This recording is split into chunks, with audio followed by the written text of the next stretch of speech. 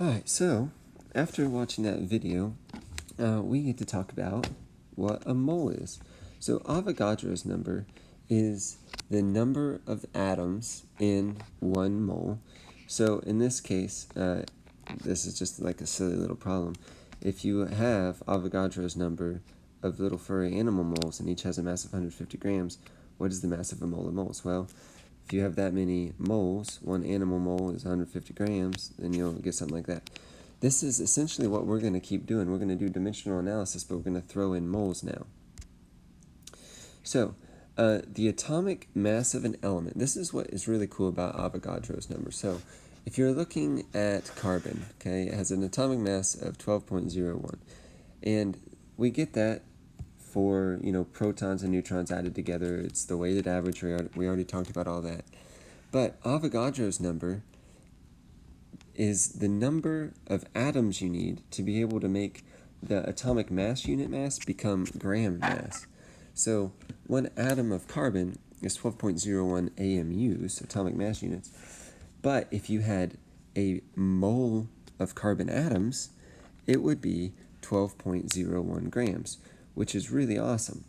So this is why there's no units on the periodic table, because that is the atomic mass, and it's also the molar mass. It's the grams per 1 mole of that substance, but it's also the weighted average of the protons and neutrons added together. So the mass of a mole of an element is called its molar mass. So this is kind of a picture of some different substances and what a mole would look like. It's a decent amount, and obviously depending on what you have, it'll be more or less, but it's kind of cool to see it that way. There are 6.022 times 10 to the 23rd atoms in this little pile, which is just kind of mind-blowing, but anyway. So, how is the mass of a mole of compound calculated? Well, when you have a compound, all you have to do is add up the masses of the individual elements in that compound. So if you had carbon dioxide, you would add 1 carbon and 2 oxygens together, so 12 plus 16 plus 16, and then that would be the molar mass of the compound. Yep. So here we go. Another example, sulfur trioxide, 1 sulfur atom, 3 oxygen atoms, and then this would be the mass of the whole thing. So if that's the mass of 1 compound, well, then 1 mole of SO3 would have 80.1 grams. And notice that it is grams per mole. That's a complex unit. Grams per mole means we have a domino that we can use. Alright, so we have hydrogen peroxide. What's the molar mass of hydrogen peroxide? Well, you have 2 hydrogens and 2 oxygens, so that's 1 gram plus 1 gram plus 16 plus 16. So we got 32, 33, 34. 34 grams per mole, and all I did was look at the periodic table to do that.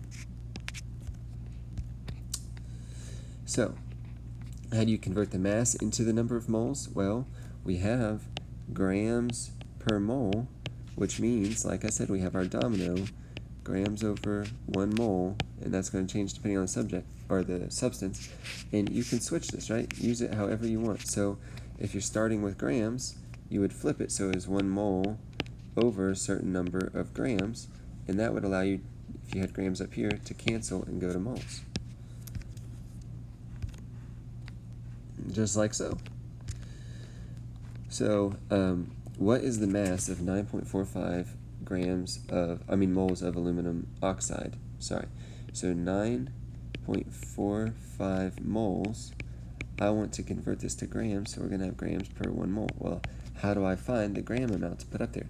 You have to add 2 aluminums, which each aluminum is 27. So 27 plus 27 is 54, plus 3 oxygens gives you 102 grams. So 9.45 times 102 is 963.9, which with 3 sig figs would be 964 grams. And that would be Al2O3. And that's your answer. So same sort of thing there. Mass to moles, you're just going to use the exact opposite. So if you want to find how many moles of salt is in a jar of dill pickles if it has 4 teaspoons of salt, well, 4 teaspoons, if you know that 1 teaspoon is 4.93 milliliters, that's why I got this. 1 milliliter is 2.17 grams, that's how I got this. And that's the type of problem right there that we've been doing all along. It'd be like teaspoons to grams.